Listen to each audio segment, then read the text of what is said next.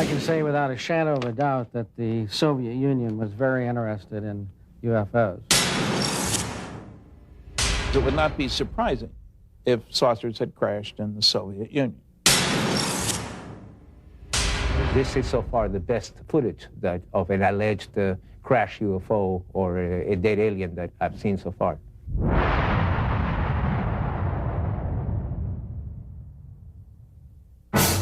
Fact 1. For over 5 decades, Western governments have been collecting information on UFOs in strict secrecy. Fact 2. So did their counterparts behind the Iron Curtain. Fact 3.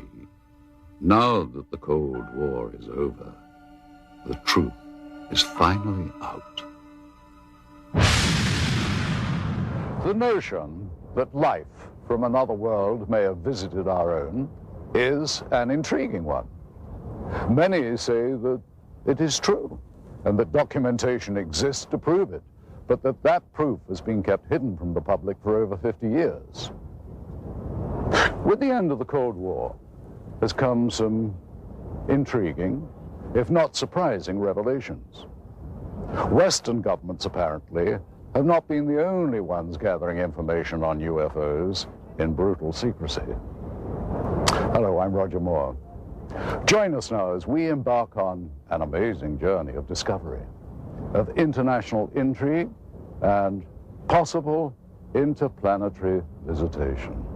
Join us as we search for the secret of the century.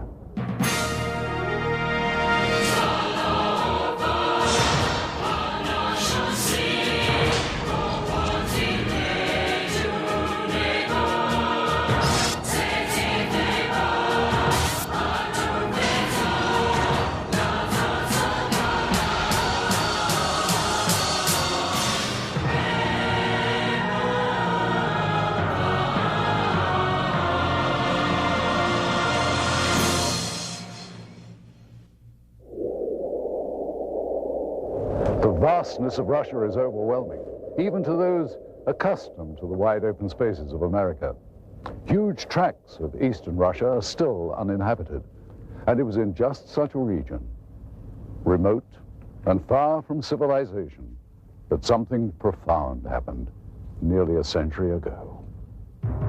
In the desolate Tunguska region of central Siberia in 1908, something fell from the sky and exploded on the side of a hill. This event triggered an enduring mystery that scientists are still unable to adequately explain. There have been other well-known cases of UFO phenomena, but it was the Roswell incident that changed the way that government officials thought about UFOs. Researcher Paul Stonehill has done extensive work chronicling UFO sightings in the former Soviet Union. I would say that the most serious research was given the impetus by Stalin in the 1940s when he found out about Roswell. It was then that the KGB and the military separately had initiated studies of UFOs. The KGB, as far as we know, had never ceased studying them. This Soviet Air Force footage was obtained by a group of Russian ufologists. It was declassified by the USSR's Ministry of Defense just before Boris Yeltsin took power. What we are looking at is a view from the cockpit camera of a MiG-23 Flogger, scrambled to intercept 2 unknown targets. What we see now is an apparent merging of the 2 targets. Here is the same shot slowed down. These are obviously not typical flight characteristics of NATO or any other conventional aircraft. The MiG lost visual contact with this object or objects, and there has never been any official identification. By attending international conferences and exchanging information over the internet, researchers on both sides of the former Iron Curtain have been able to increase the global understanding of anomalous phenomena. Richard Haynes has been to Russia many times and has worked with many of that country's researchers. Soon after the perestroika, the fall of communism, approximately 1990. I said to myself, I think this is the right time to initiate opening doors with the East, with people on the Eastern Bloc who are sitting on their own piles of data, but we don't know about it. Likewise, we're sitting on piles of data that they don't know about. And so I started corresponding with friends, and we formed this joint USA-CIS Aerial Phenomena Federation. And we're now serving a very positive role, which is information exchange. The next clip was shot from a MiG-25 Foxbat, and what we're about to see is actually an American F-16 Falcon about 200 meters away. What happens next is that a new object appears from behind the clouds. It was not identified. The new object suddenly descends and disappears into the clouds. Once again, here is the American plane at the same altitude as the MiG. And now here is the object as it appears behind the F-16. And here it emerges from behind the F-16, then goes down and enters the cloud bank.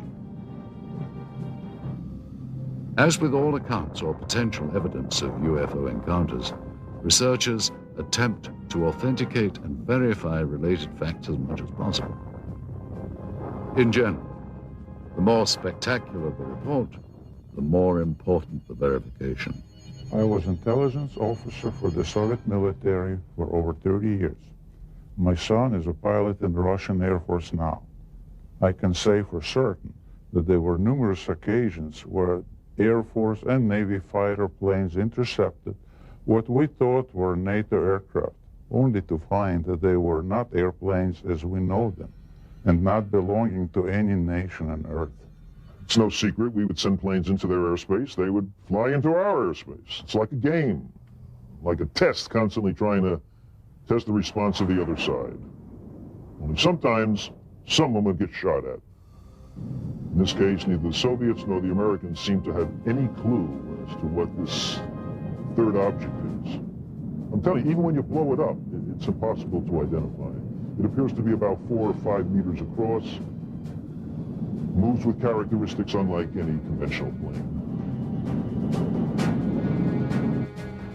Now, in this final piece of footage, we will once again be looking at a cockpit camera view, this time from a MiG-21. The camera plane and 3 others were scrambled to intercept an unknown craft flying at very high speed, which is visible here as a large cylindrical-shaped object. And as the Russian planes close in, the UFO suddenly picks up speed and disappears. Here it is once again. You'll notice the cylinder seems to be traveling at about the same speed as the MiGs until about here.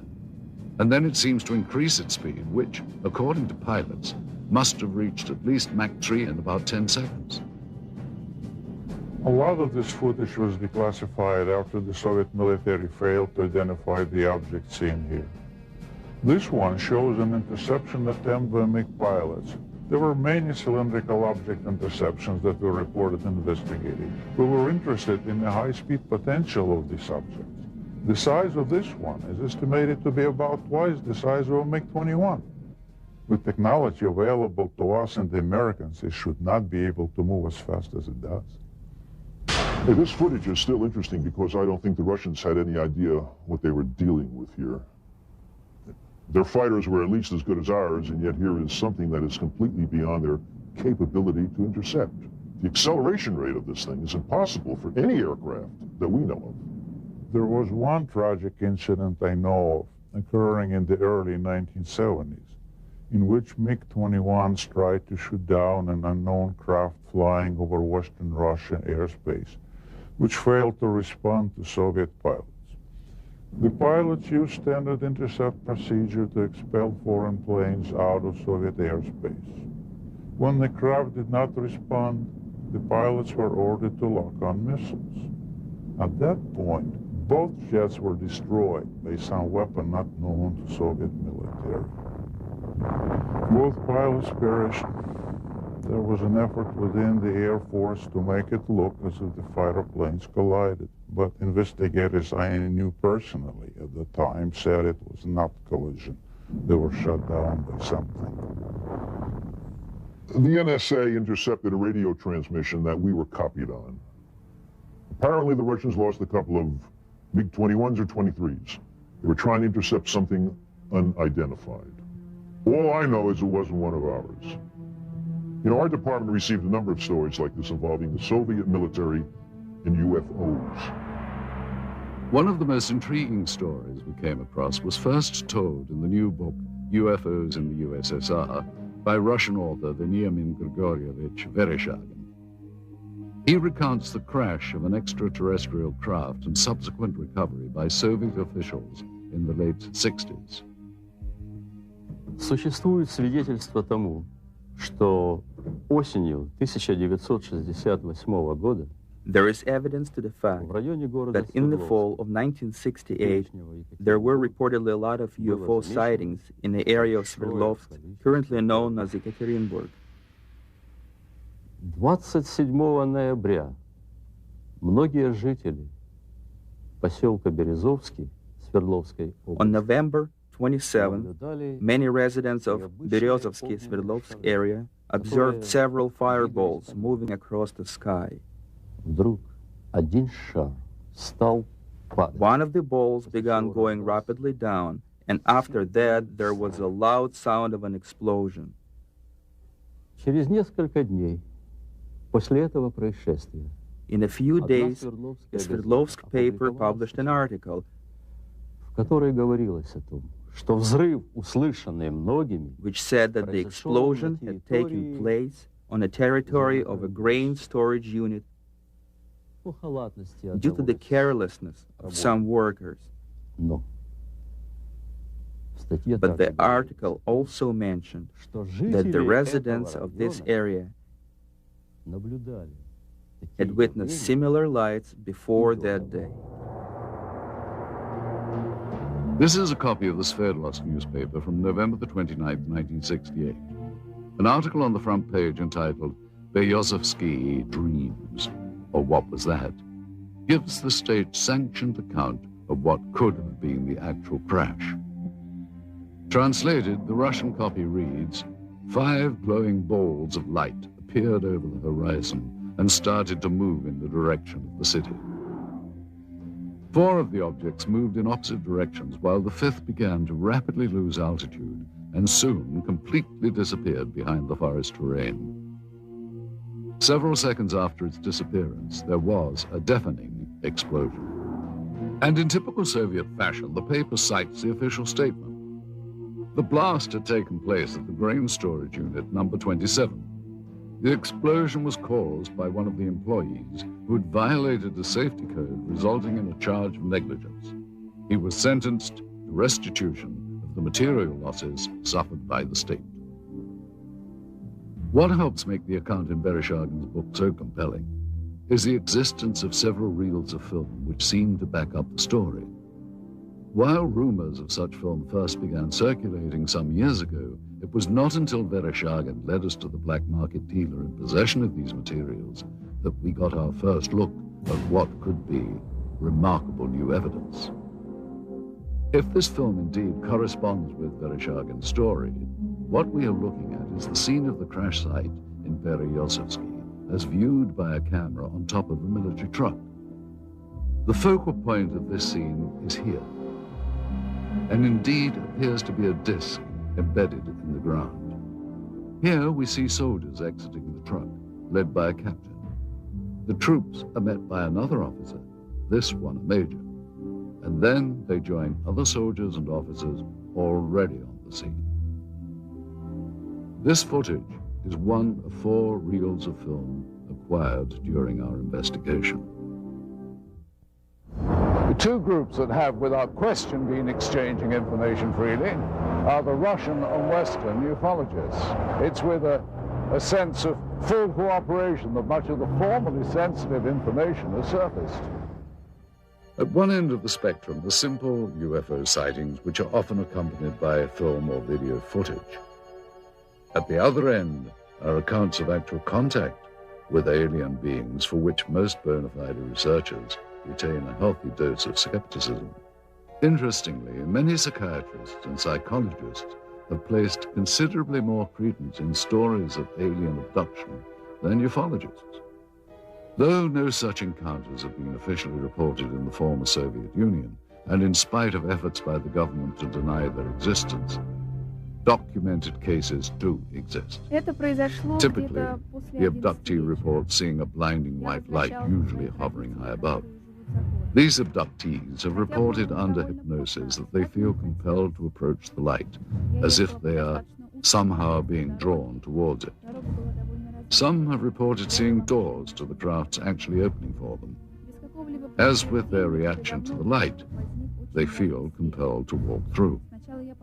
Most abductees have not been able to describe the interiors of these crafts, other than recalling swirling mist and bright lights. Most reported alien abductions include harrowing accounts of medical experiments. Subjects describe an examination room of some kind.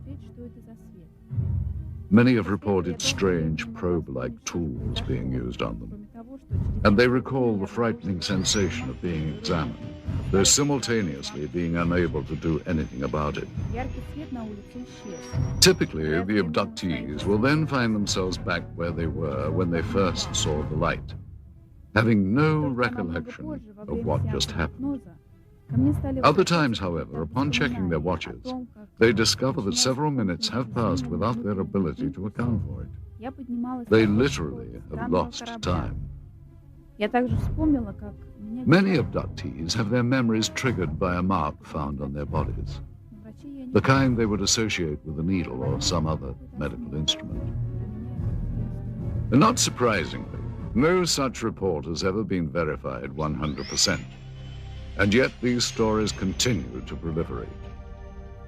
Are these people really being abducted by aliens, or, as some now claim, by members of a secret government agency?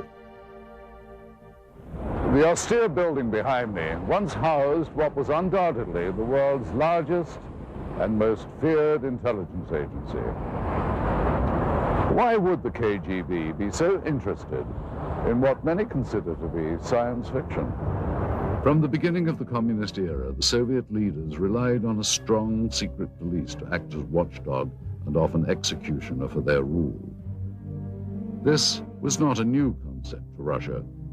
During the rule of Tsar Nicholas, the secret police was everywhere, its agents spying on everyone. There were agents watching every train station, hotel, and theater. Shortly after the Russian Revolution, the first Soviet government approved the creation of their own secret police. It soon became a powerful mainstay of the Soviet system. To ensure the continuation of communist rule, the main domestic role of the secret police became to seek out counter-revolutionary views and ensure that those holding them were dealt with. After the death of Stalin in 1953, the secret police became known as the Committee for State Security, or KGB. As the Cold War heightened under Khrushchev, this was also the era that boasted the growth of the KGB's image as an international spy agency. Foreign espionage was at its height. According to Western authorities, the KGB managed to infiltrate every major Western intelligence service. During the height of its existence, the KGB was the largest secret police and espionage force in the history of the planet, with more than 300,000 agents. Its body consisted of 17 separate units charged with such concerns as counterintelligence, foreign espionage, and internal security. The division known as the Scientific and Technical Directorate was the unit responsible for the acquisition of top-secret technological information and materials, including those not originating on Earth. The government body that had the most interest in anomalous activity was very possibly the Soviet military. Did high-ranking officers of the Russian armed forces really believe they could gain a military advantage from UFOs? Though there has been much speculation on the exact nature of the Roswell incident and reports of actual alien beings, conclusive evidence of such encounters has proved elusive. In 1997, the U.S. Air Force issued a follow-up to its earlier Roswell report, which they subtitled Case Closed. They try to account for the stories of aliens by suggesting these were simply crash test dummies misidentified. So it was with a sense of both excitement and caution that we examined the footage recently recovered in Russia. This reel contains images of what appears to be a scientific or medical examination of organic body parts. The individuals seen here appear to be forensic pathologists or biological research scientists. Speaking in Russian, they are seen inspecting the specimen, the leader of the procedure describing his actions and the measurements they are taking. After several minutes of this, there is a change in camera angles.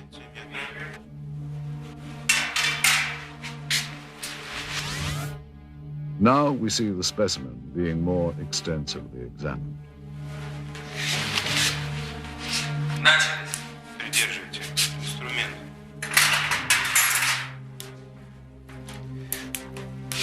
Ткани разрезаются тяжело.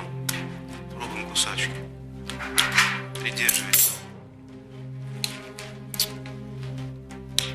Ребра пытаюсь перекусить. Так, нож. Tools are used to cut open what the leader constantly refers to as tissue. Что-то белое попадает. Очень ригидные ткани. Давайте попробуем другим. Придерживайте.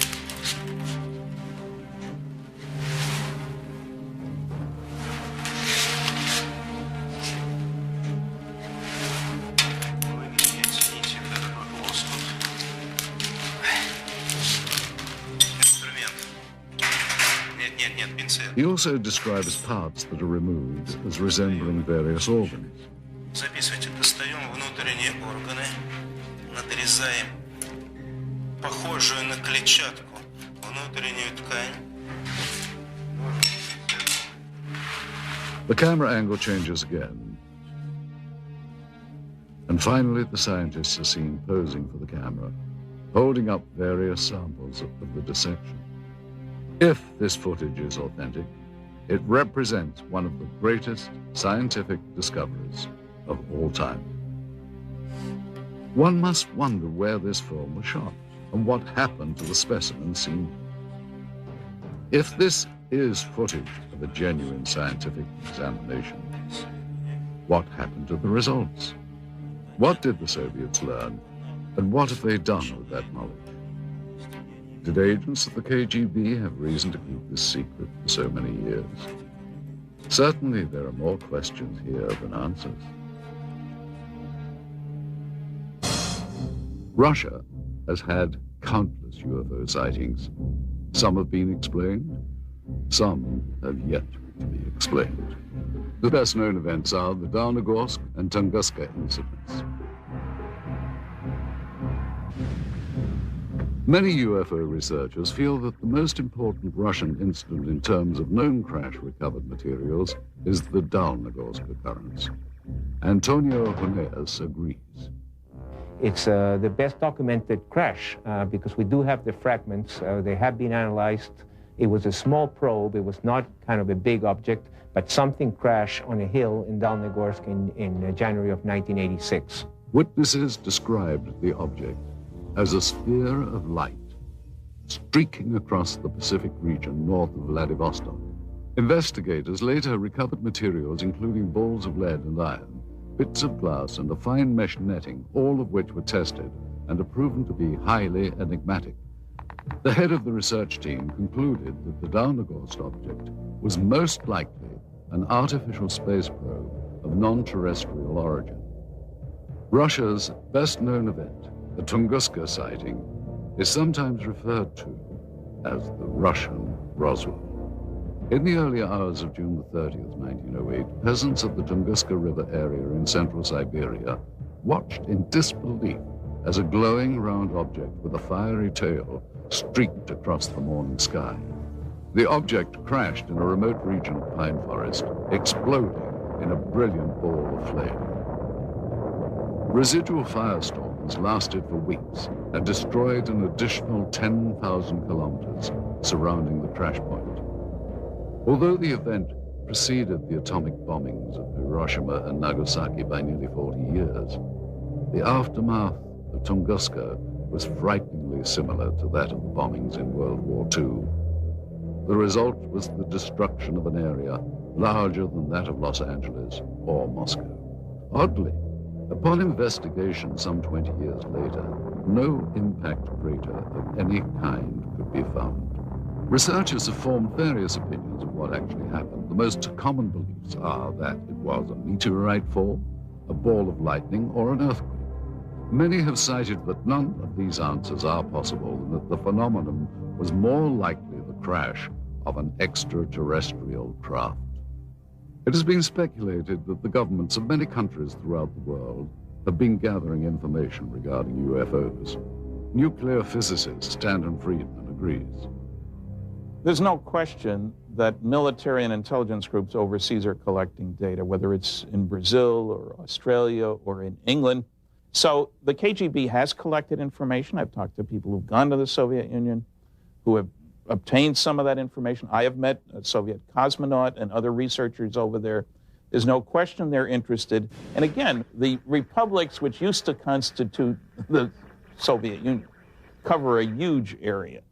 They too were monitoring the skies because they were afraid the United States was going to bomb them. So when you monitor the skies, you pick up UFOs, no question about it. During the communist reign, there was no official admission of Soviet interest in extraterrestrial activity. It has been only recently that this fact has been confirmed. The former secretary of the Commission on Anomalous Phenomena, Alexandra Petyukov, confirmed that an official state-controlled body did exist.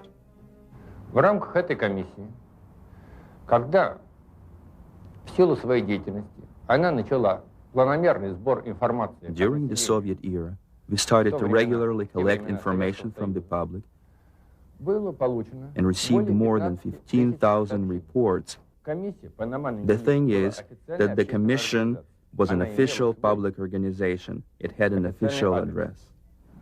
Today, the mindset in Russia is far different from what it was during the communist reign. Under communism, they were told that UFOs didn't exist. But just the fact that they were told they didn't exist made people believe that they did exist, because the government was also denying, they were saying there was no crime in Russia and accidents didn't happen, I mean, that everything was censored and given this rosy picture, which of course people knew better. It was in a small house on a side street near the Academy of Medical Sciences. The British and American spies met with informants throughout the 60s and learned of one of the most bizarre plots in the world of intelligence. During my involvement for a period of at least 6 years, Soviet counterintelligence operatives played cat and mouse with Western agents in Moscow who were interested in our advanced technology programs. Some new weapons and propulsion systems were being developed, and the CIA was using any means to get information from anyone involved with the project. Well, I was in Moscow for a year and a half. I had 2 other agents and a guy from the British Secret Service. We routinely debriefed 2 Russian informants who worked for the Ministry of Defense. We would exchange hard currency for information on new military technology. Some of this technology was definitely related to UFOs. One way we often dealt with such incursions was to feed false information through double agents to give American and British bad leads. Well, we knew the Soviets were onto something after we started getting all kinds of smokescreen intelligence. That was a sure signal that they were hiding something. It was an indication that they had recovered something near Sverdlovsk. They were keeping it very secret. Senior research scientist Dr. Richard F. Haynes believes the Soviets had good reason to be interested in UFOs. It's my understanding that the Soviet military has had a continuing interest in UFO phenomena for very, very many years. And the reason being that their air traffic controllers, their radar sites, their military pilots had been reporting things, just as ours had, and they had no explanation for them. And so the first possible explanation would be that it's a foreign nation test or espionage or something like that of a military nature. And if you're in the military yourself, then you take that very seriously and you explore it. This film footage certainly seems to depict interest by Russian military personnel in the object that is seen sticking out of the ground. Soldiers, officers, and civilian-clothed agents are deployed around the site, and they appear to be both guarding and examining the object. This is what we found on one of the 4 reels of film obtained in Russia. After viewing the footage, we were able to determine that it was most likely shot with 2 separate cameras. One apparently a handheld camera, which starts out on the approaching truck, and a second one seen here on a tripod. As the soldiers march past, you can see the cameraman turn to follow the troops. Here we cut to the other angle, the point of view from the tripod camera. And here you see the handheld camera as the truck pulls up. Both cameras change vantage points several times during the film, as if to get better views or perhaps under orders of a superior. From this angle, we see yet more troops arrive. Author Veniamin Vereshchagin describes the event. Весной же 1969 года рабочий местного совхоза In the spring of 1969, a collective farmer found some strange remains in the forest not far from Berezovsky и сообщил об этом, and reported that to the local security organs, те в свою очередь who in their turn обратились asked за the neighboring помощью military в division of соседнюю air военную defense часть troops, PVO, ВПВО. to provide assistance with the 7 investigation. On March 1969, 2 KGB officers examined the discovery site and sealed it off. Вы знаете, в дальнейшем события приняли более такой масштабный характер. По просьбе КГБ были привлечены On the KGB request, a Soviet army unit was brought to the discovery site, и в результате уже очень тщательных обследований были найдены after close examination of the place. They found some wreckage debris of a disc-shaped object частично. partially sunken to the ground. Поначалу органы безопасности предполагали, At first, the KGB thought that the debris американскому разведывательному самолету или came from an American spying plane or a Soviet spaceship. George Filer, a retired Air Force intelligence officer who was stationed at Langley, is not surprised the Russians were so interested in this object. We found that the Soviets would pay to get information on UFOs as opposed to, we'll say, an F-111 aircraft, that they were, in a way, more interested in UFOs than some of our latest aircraft. And here you see the man who is probably the head KGB agent directing the cameraman to point his camera toward the disc. A total of almost 1,200 feet of negative were recovered just on this crash site. It is possible that more film was shot, but this is all that we were able to obtain. None of this film depicts the removal of the disc itself, and at no point do we see inside the object. From this angle, we do see the handheld camera shooting behind or inside the disc. However, that footage, if it was, in fact, ever shot, was not included in the cans of film we acquired. We can only speculate that it may still be at large. We must also speculate on how the object ended up here. Based on information from Vereshchagin's book and what we can see in this footage, we have created this computer-animated version of how researchers believe the crash may have occurred. The questions then become, where did this object come from and how did it come to crash here? And more importantly, what has happened to it since? With the change to a market economy here, many items never before available to Russians are finding their way to store shelves. Some point to this as evidence of a new prosperity. Others claim that this only fosters greed, not seen during the Soviet era. They say that everything is for sale in the new Russia, including state secrets and the spies who kept them.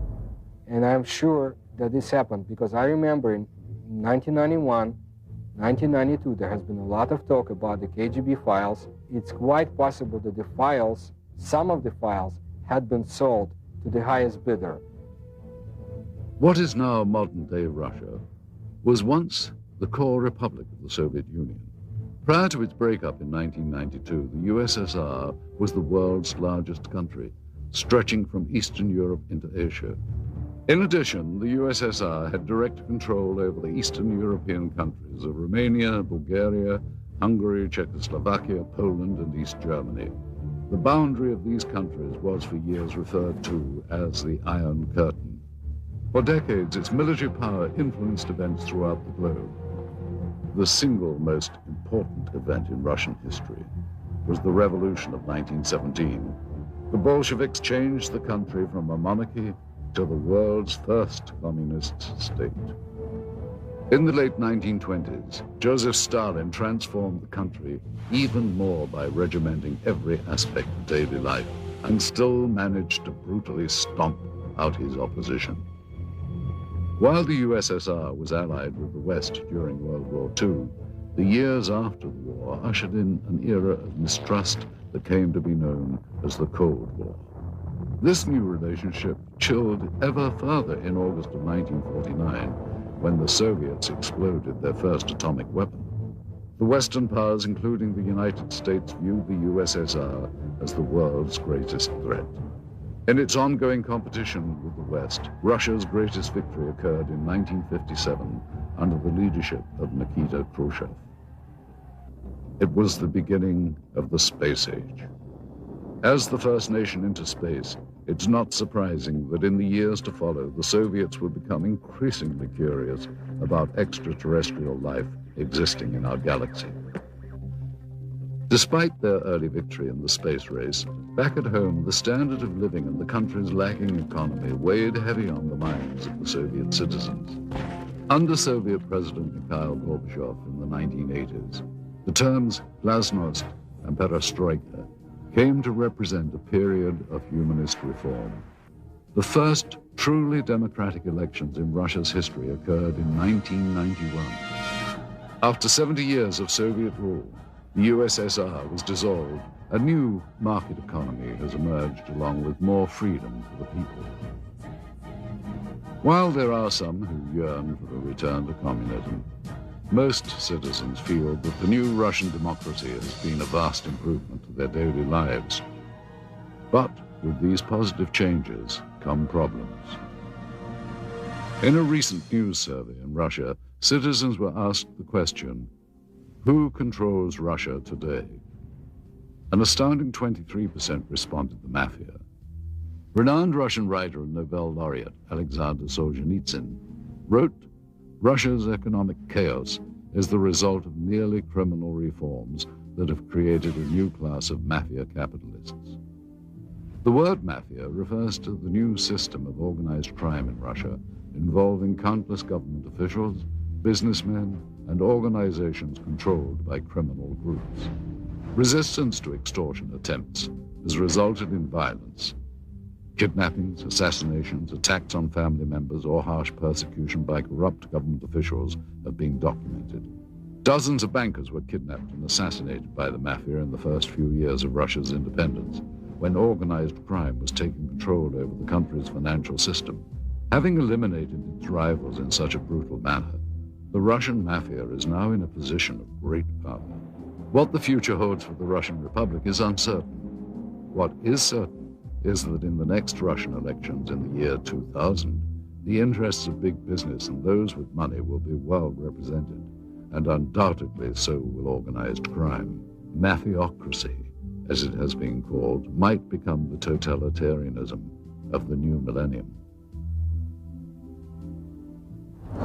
With the collapse of the Soviet Union, many changes have come to Moscow and the rest of Russia. Gone is communism and the strict controls that once governed daily life here. Please understand, Russia has always been a secret society.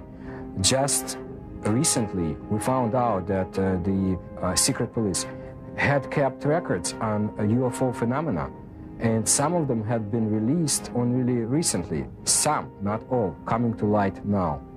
Case in point, the intriguing film footage we had acquired. Proof, some say, of alien visitation. Being that this material is of such sensational nature, we had many questions regarding its history. Little information was provided us by the black market dealer from whom the film was purchased.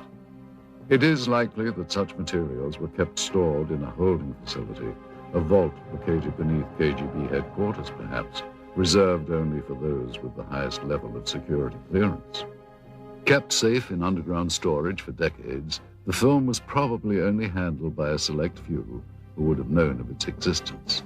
After the collapse of the Soviet system, there was a transitional period marked by confusion.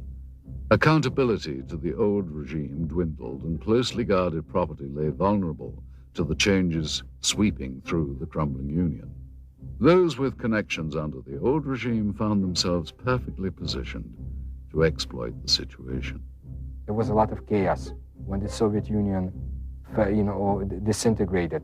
In my opinion, at that time, it was very easy for an, agent with brains to get his hands on such files and sell them here.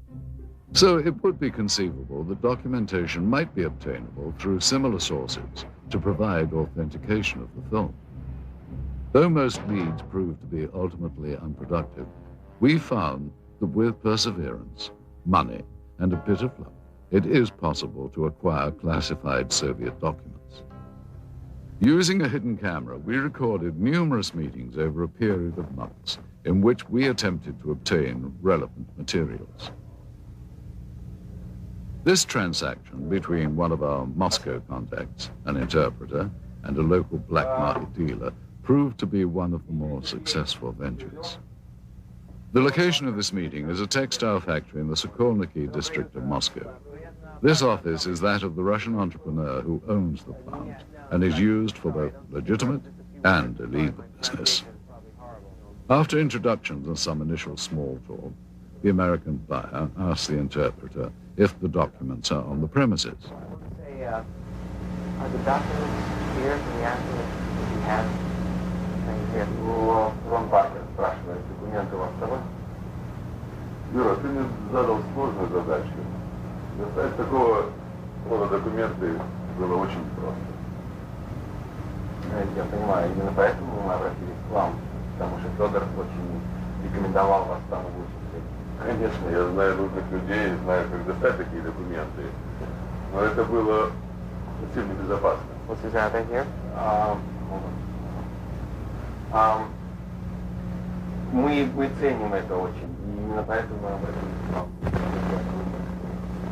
Хорошо, что работает. The businessman tells him that he has had difficulty in obtaining the documents and the price has gone up. He is told that it is impossible to come up with any additional money.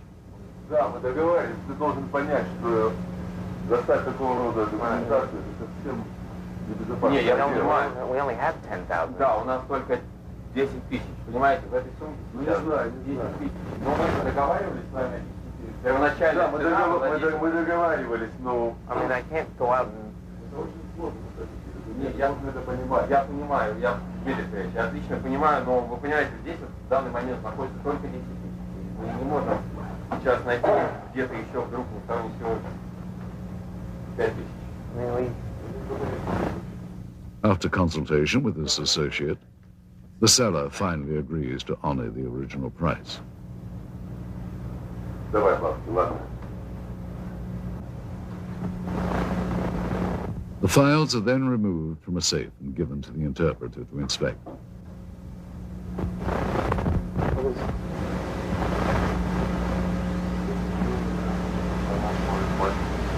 This is KGB? Yes.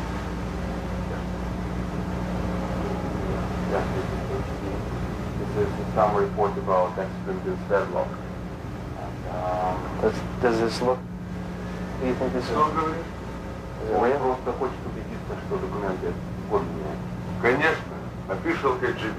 After inspection of the documents, and a cursory verification of their authenticity, the transaction is completed. Okay, well, we should pay Mr. Chevalier and... Money changes hands, and what was once property of the state now becomes much sought-after evidence for UFO researchers.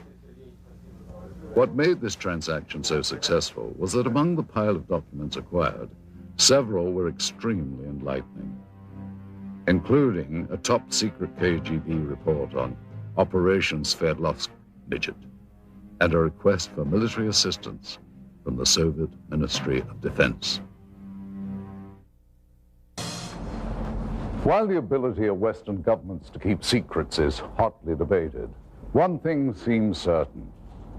Behind the Iron Curtain, secrecy was standard operating procedure. Here, under the Soviets, freedom of the press and government accountability to the public were virtually non-existent. Many believe that the American government has had more than a casual interest in the possibility of extraterrestrial presence since early in the 20th century. Certainly since reports of flying discs in Roswell, New Mexico in the late 1940s, U.S. Defense Department and intelligence community involvement in the investigation of UFOs has been documented. Aside from the former Project Blue Book and 2 recent Air Force reports attempting to close the case on Roswell, there has been little made public by the government regarding its interest in UFOs. One organization that apparently did study UFOs was the Central Intelligence Agency.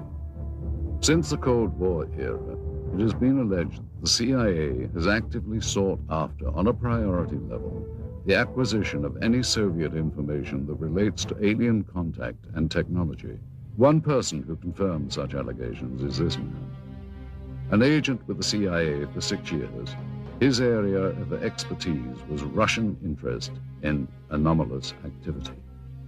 Though now employed in the private sector as a security analyst, he has asked not to be identified due to the sensitive nature of both his former status and his current position. I joined the CIA in 1989, straight out of college. My mission was to monitor and infiltrate the Special Sciences Section of the KGB, a unit of Directorate T, which was a division of the First Chief Directorate. Special Sciences Section's goal was to obtain, analyze, interpret, and exploit any extraterrestrial knowledge. The Special Sciences Section was extremely interested in a number of reported UFO crashes over the former Soviet Union and the Eastern Bloc countries. From the intelligence that our unit was able to obtain, they had recovered at least one portion of a former crash site over the Soviet Union. This former agent was able to confirm interest not only in the 1968 crash near Berezovsky, but in other Soviet attempts to recover UFO documentation and technology. Ever since Stalin had been in control of the Soviet Union, especially in the post-World War II years, he was determined that if there were any technological gains to be made from extraterrestrial technology, that the Soviet Union would be the sole possessor and sole beneficiary of those technologies. Due to the change of power in the former Soviet Union, many believe that much of the formerly unattainable information from the Cold War era may now be in the hands of the US and British intelligence agencies. Since the early days of the space race, the US and Russia made many independent breakthroughs. However, some of the new discoveries on both sides were undoubtedly obtained through old-fashioned spying and subsequent reverse engineering. Since the dawn of modern civilization, obtaining a rival's technology and adapting it to one's own uses have been the cornerstones of military and industrial espionage. This practice of dismantling another's hardware, discovering its secrets, and adapting it has become known as reverse engineering. Since the infamous Roswell incident in 1947, it has been purported that the source of much modern U.S. military technology has been not of this earth.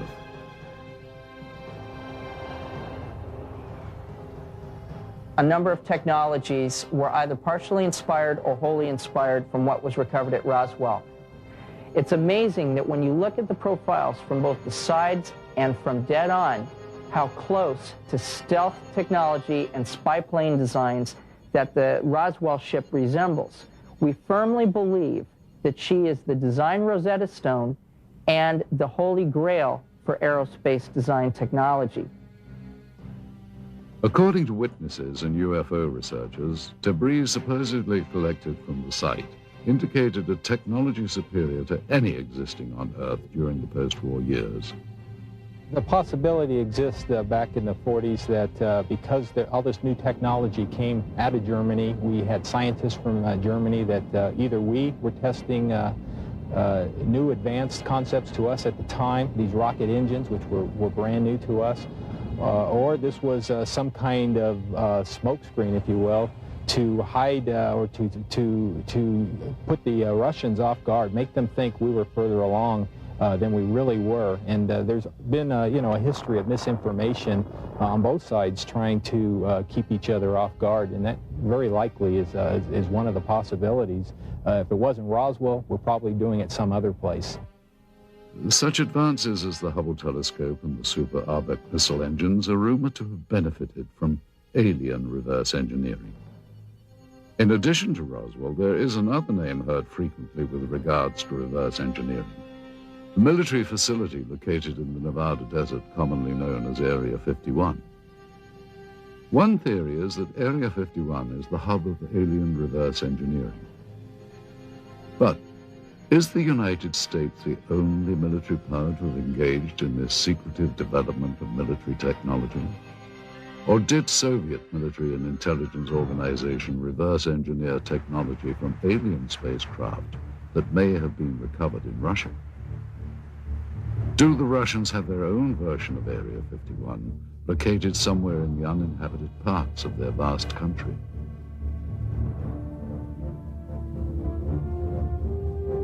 Did the KGB, in addition to their agenda of maintaining the hard and fast rules of the communist regime, add to their duties the manipulation of alien technology for the advancement of Soviet power? Thus far, of all documented UFO sightings that have taken place within the former Soviet Union, not one was publicly acknowledged by the KGB. While reverse engineering remains a common practice throughout the world, not only in the military, but industry as well, the question as to whether or not it has ever been used to obtain alien technology remains unanswered. If the Russians had in fact recovered an extraterrestrial vehicle, as they seem to be doing in this footage, they no doubt would have wanted to benefit from its technology. We invited ufologist Stanton Friedman to view the recovered footage and to give us his input. It would not be surprising if saucers had crashed in the Soviet Union. And if somebody had monitored this on radar or from whenever, satellites, we had satellites, they had satellites at that time, or just a report from a local person. And the kicker is the fact that you get troops out there and a cameraman doesn't necessarily mean it's a flying saucer. We need to be a little cautious about jumping to conclusions. Now, I think that film is worth a detailed investigation. Those things cost a lot of money, actually, to go over it. You have different specialists looking at, are the uniforms correct for the time frame?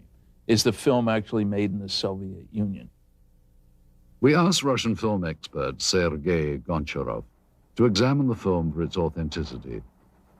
He first explained the background of the film cans. And this is the name of the factory that manufactures the motion picture film in the city of Pereslavl.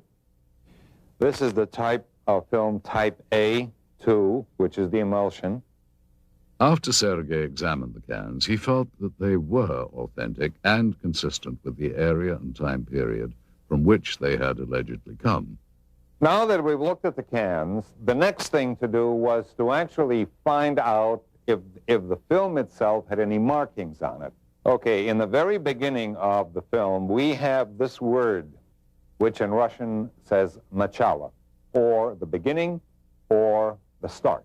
Now, the next bit of information are these two items, M-A-R-T, Mart, which is the month of March, 1969, letter G for year. So the year of 1969, the month of March.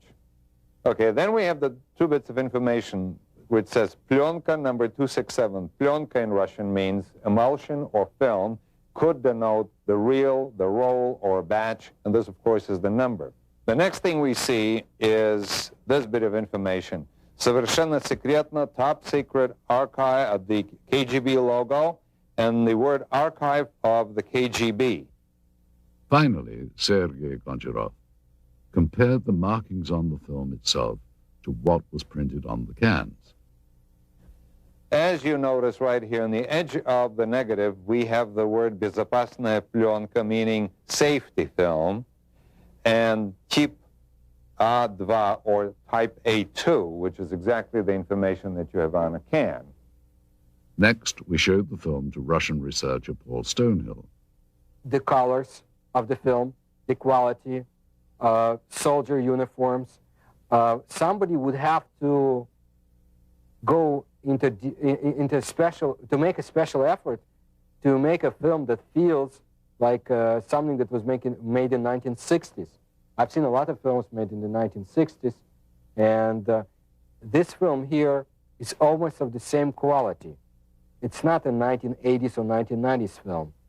The KGB officer that had been looking and touching things looks quite genuine. To me, my gut feeling is this is not something that they had made intentionally to fool people.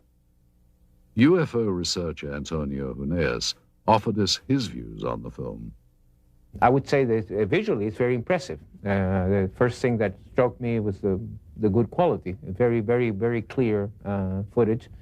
You see, of course, it wouldn't be impossible to duplicate, as a hoax. You would have to hire some actors and so on. But it was quite well done. Of course, it could even be some kind of disinformation too, that the KGB was quite notorious about doing disinformation. For what purpose, I don't know, but they might have done some kind of training film or something to, of course, if it was disinformation aimed against the Americans or something, we never heard of it, so that's also dubious.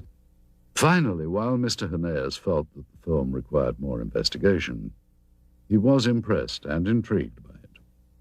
Well, I would say that if this is real, and I do not have the elements to make that judgment, this is so far the best footage of an alleged crash UFO or a dead alien that I've seen so far. To appreciate the difference in attitude here with respect to such unconventional science as the study of UFOs, it is important to understand some of the cultural contrast between Russia and the West. For hundreds of years, Russian culture has been steeped in religion, mysticism, and superstition.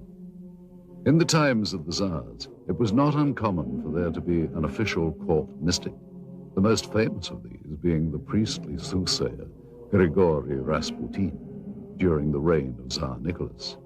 Even though religious expression was suppressed, it is now making a resurgence, and the many places of worship in Russia are once again housing congregations and becoming a big part of daily life.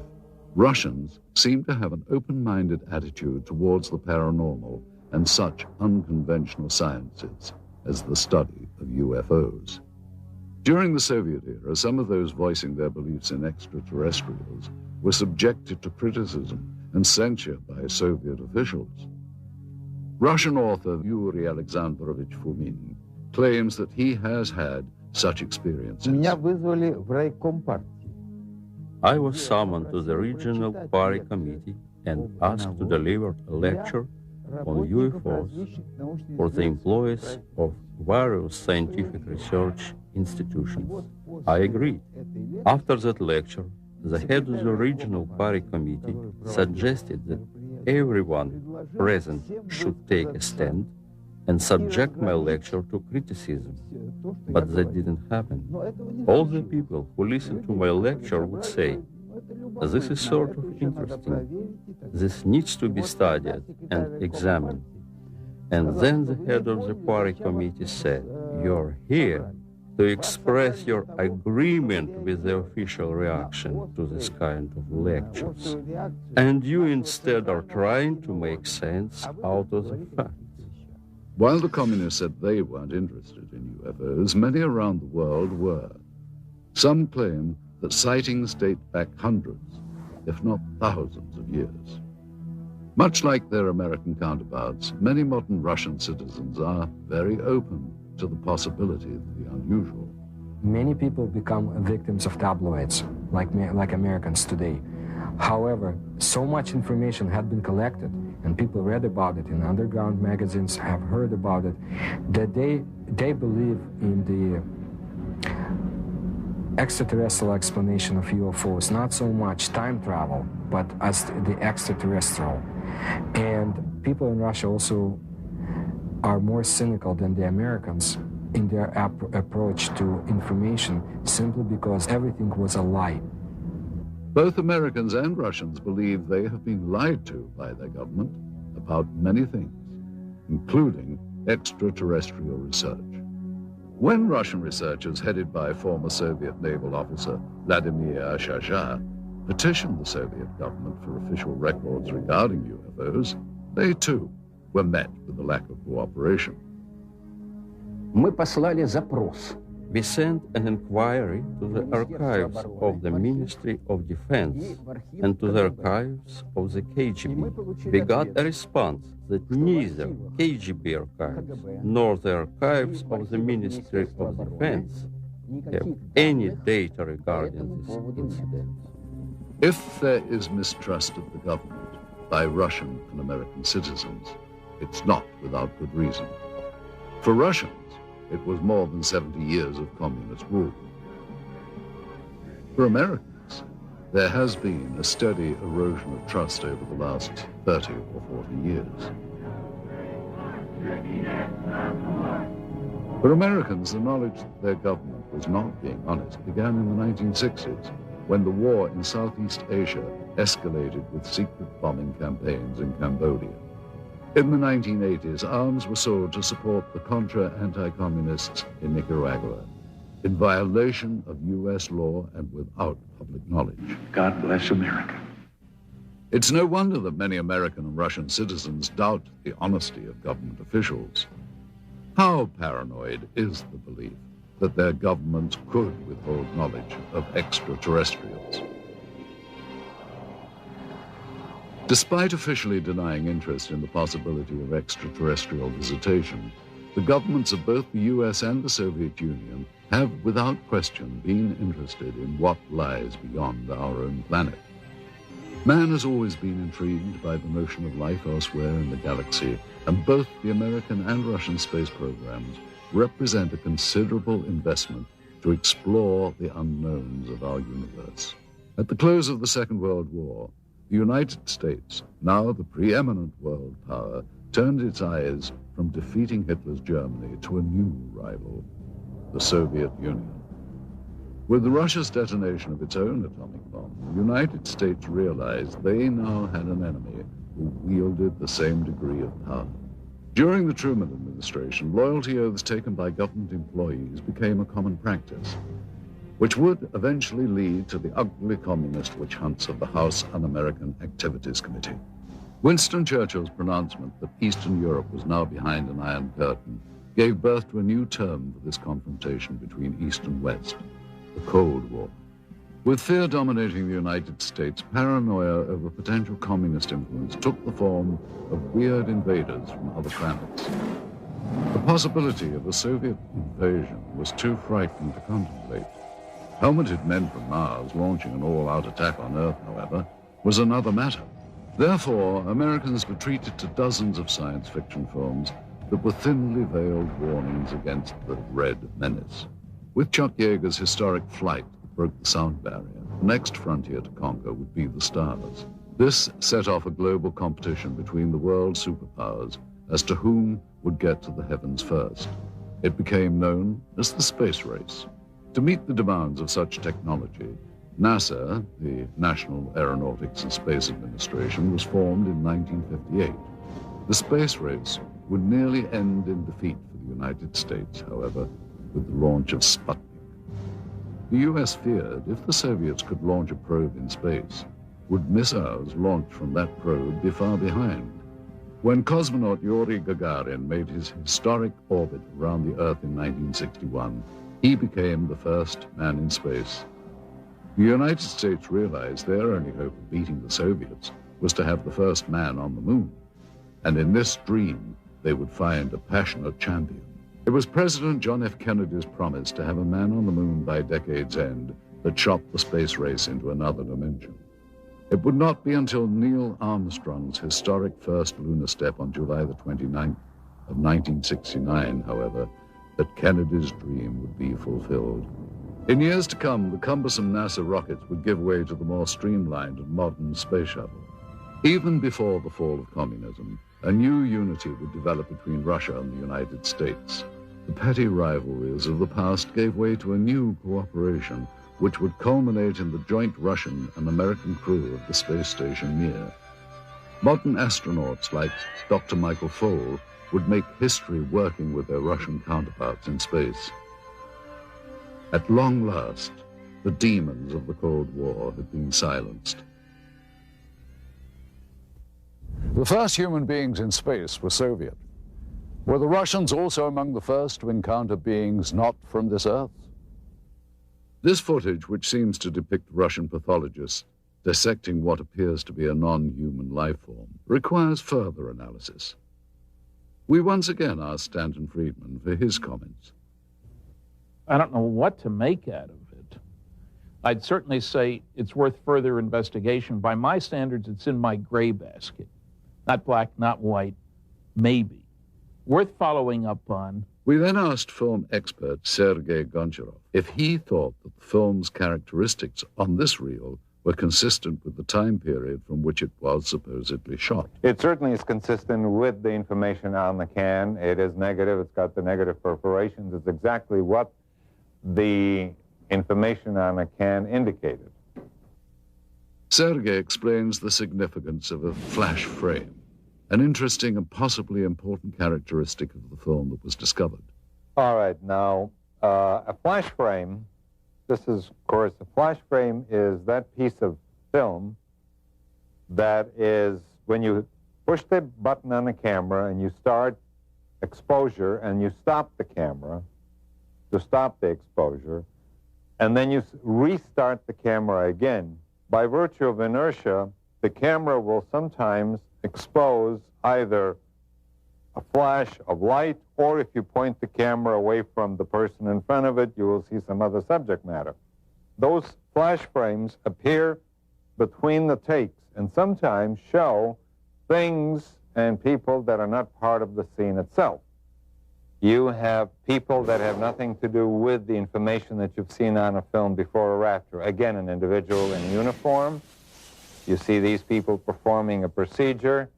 You have somebody in civilian clothes, people that you have not seen before, as this is in a flash frame segment, which was not meant to be as the procedure that was being photographed. Mr. Goncharov concludes that while the film's stock and camera techniques are consistent with KGB and Soviet government films of that period, he feels that the discrepancies with the subject matter require closer scrutiny. Anytime you have subject matter of this type, any additional investigation is worthwhile. Absolutely. Stanton Friedman was further intrigued by the medical techniques in the film. I don't know what to make of these guys with what seem to be medical instruments, certainly in a medical facility, judging by the stuff on the wall. And it's interesting that you can see their faces, which is interesting from two different directions. You can tell their identity if you could find people that look like that. And they're apparently not afraid of contamination, ingesting anything toxic. Now, that could be that they'd already gone through this routine and somebody had said, hey, there's nothing bad here. We then showed the film to Dr. Annette Ryan, a former lieutenant colonel with the Army Institute of Pathology. The first thing that I notice is the way the doctors are dressed. They're dressed in these pristine white lab coats, and I think it would be more common for them to be dressed in scrubs or even butcher aprons, unless, of course, they know that they're being filmed and they want to look good. They also look very young. but that is consistent with forensic examinations, and that's because senior medical staff usually don't get involved in this type of procedure. I also noticed that they're wearing rubber gloves, but they're not wearing any other protective gear. They're not wearing goggles, they're not wearing masks, they're certainly not wearing any biohazard suits. I would assume that's because they're not concerned with contamination. And this, of course, is typical of Russian-Soviet medicine. I mean, when we think of Chernobyl, just remember back that there was a terrible lapse in any type of protection. It certainly would not happen in the United States. I mean, it would be unheard of. Next, Dr. Ryan commented on some of the specific medical procedures. All right, what's happening here is that they're using dissecting scissors to open up the sternum, which is a common procedure at that time. He's using the proper tool. The way they're holding and using the various tools looks correct, which indicates to me these people know what they're doing. I would say there's little doubt that these are actual Russian medical people. Now, if you look closely at this procedure here, which is repeated several times in this footage, what they're doing is removing a piece of material. The one doctor refers to it as an organ or resembling an organ. Then the diener snips off a small sample which is placed in a specimen jar for later analysis. Well, that's exactly what would be done in a forensic case or in the case of scientific research, for instance, if some new species had been discovered. They would remove very small pieces for later chemical and microscopic examination. The lead doctor also mentions a structure he describes as resembling ribs. And here you can see what indeed resembles a rib cage, as if this was the torso of some anthropoid or human-like organism. Finally, though Dr. Ryan was unable to identify the subject matter, she believes that the techniques were consistent with those practiced in the Soviet Union during the late 1960s. We have little information about the specimen seen here, other than the pathologist's description and the KGB code name, Sverdlovsk midget. We wondered, though, how such a being might appear had it been recovered intact. Using only the images recorded on this film and the scant data available, technicians have constructed this 3D computer-generated model. Thus, with a bit of imagination and some forensic speculation, we have recreated what may have been the Soviets' possession of an actual being from another world.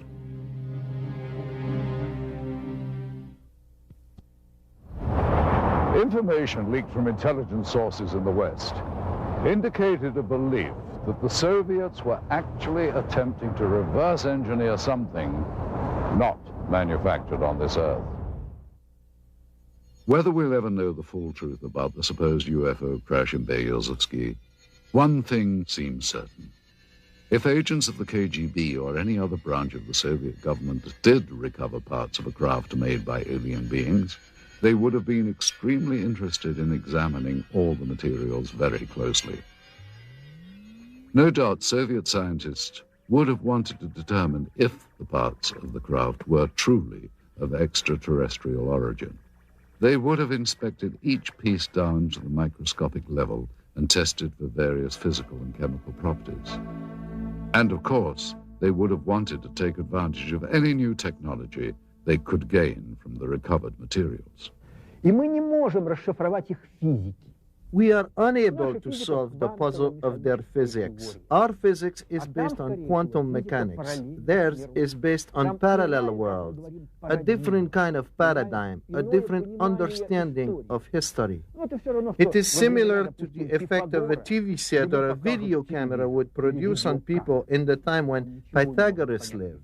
Pythagoras would not understand it. That is the gap between them and us. That's why, however hard our engineers or technicians would try to decode their technologies, they would fail.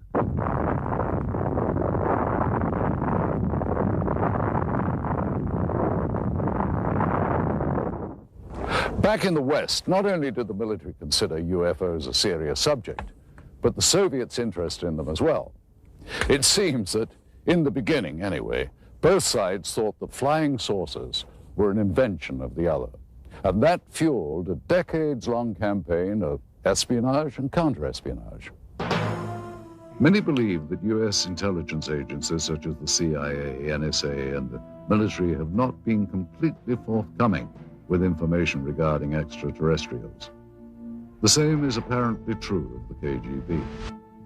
Some claim that the KGB, as well as the U.S. government, may have been using the UFO phenomenon as a smokescreen to cover other top-secret activity from the very beginning. Former NASA scientist Dr. Richard Haynes concurs. Well, all I can say is that there are verified documents from Stalin's time that showed he had an intense interest in Roswell, what was going on in Roswell, New Mexico in about mid-40s. Well, that makes very good sense from the standpoint that that's where our atomic bomb group was, the 509th bomb group, from which Hiroshima and Nagasaki events happened, ultimately. It's where the pilots trained. So it's understandable that Moscow would be very interested in this subject from that standpoint. If UFOs are a cover, they've been used very effectively by both sides. So it's to the convenience of the Russian government, Soviet government, to continue the charade. It can be considered a form of disinformation. There is an alternate theory regarding UFO disinformation. Many researchers believe that the government may be intentionally drawing attention to the less credible, self-proclaimed ufologists as a means of lowering the perceived credibility of all UFO research. Alien abductees and conspiracy theorists are most often the least believable, and at the same time, the most visible. Russian rock and roll singer Natalia Medvedeva claims to have known several people that have had contact with aliens. One guy died, another got paralyzed, the third one became a heroin addict and could not overcome it. Sergei Borisovich Proskuryakov is a Russian researcher who has studied anomalous phenomenon and pyramidal constructions. His beliefs may also seem unconventional. When I lived in Minsk, a KGB officer came to see me. He filmed all the documents I had. I couldn't escape anywhere. I believe they ended up in the KGB archive. I have information that my researchers of interest not as much for KGB or CIA as for presidential structures in the USA. Are individuals like these truly informed? Or, as some believe, convenient foils for government agencies with an agenda of suppression? Either way, their outspoken beliefs serve to discourage further investigation and make it much easier to simply write off any UFO account or evidence as nonsense. Most genuine researchers, however, believe it is imperative that all potentially genuine encounters with extraterrestrial intelligence be studied carefully. If something not from this earth had been recovered, it would have been brought to a classified military base high in the Ural Mountains, where super-secret operations are being conducted since the Second World War. This incredible footage depicts members of the Soviet armed forces and what are believed to be 2 KGB agents inspecting and recovering a crashed flying saucer. Russian author Veniamin Vereshchagin has an idea of the final outcome of this operation. Насколько мне известно, обломки аппарата. As far as I know, the debris and their organic parts were taken to Mytishi, где предположительно были сделаны. Where the apparatus was disassembled, analyzed, and then back-engineered. Неизвестно, что произошло с органическими останками. As for organic parts, но я имею сведения о том, что они были перевезены в дальнейшем. I heard they were taken to Moscow. What happened afterwards, I don't really know. His story seems to be backed up in part by one of the people who claims to have been involved in the operation back in 1969. We found ex-KGB staffer Pavel Alexandrovich Klimchenkov living in seclusion in the Bryansk region of central Russia. He remembers the strange wreckage found in Beryozovsky. At first, everyone believed that those debris were parts of some novelty aircraft manufactured in the United States or England. But having done some measuring and material analysis, we came to the conclusion that none of the domestic or foreign manufacturers known to us could have produced these apparatus, at least not in the conditions existing on this planet. It was then that an order came to transport the debris to the base in Mytishi near Moscow. Together with several other officers, I was assigned to provide safety and security to these materials during their transportation. In attempting to verify the authenticity of this evidence, we have had the footage and the film itself examined by several experts. We also carefully studied the documents we had procured, which lent further credibility to what we had been told. Among the most telling was this top-secret KGB report specifically referring to Operation Sverdlovsk Midget and describing in detail the recovery operation at Beryozevsky. This document mentions the crashed disc, the organic remains, and the filming itself. There was also this secret order from the Soviet Ministry of Defense requesting assistance from military unit 67527. We looked closely at such elements of the footage as the uniforms and the arm patches worn by the soldiers. These patches seem consistent with the patch worn by such Soviet Army air defense companies as military unit 67527. They're all wearing winter coats, which don't appear to have much in the way of insignia on them. And that is not out of character for the winter coats.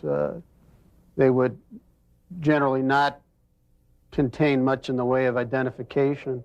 These are all members of the same unit. I can see that the weapons are AK-type weapons. The main battle weapon of the Russian army, even up through today's date, is the automatic Kalashnikov weapon.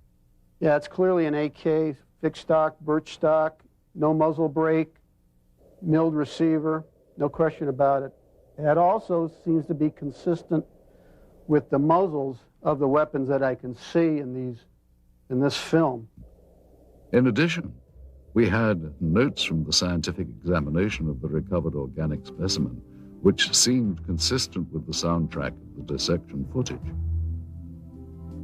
With so many elements in seeming consistency, Vereshchagin's story becomes even more tantalizing and perplexing at the same time. Is it possible the Russians actually recovered an alien craft and its occupant 3 decades ago? If members of the Soviet Army had knowledge of a supposed UFO crash, then what happened to these individuals? And if they can't be found today, why not?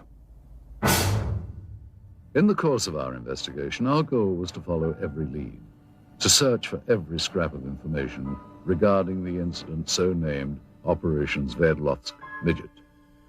The tenuous paper trail we have reconstructed using recovered government documents led us eventually to a lab of the former All-Union Scientific Research Institute of Biology. In attempting to obtain records on the individuals depicted in the dissection footage, we turned up these additional documents.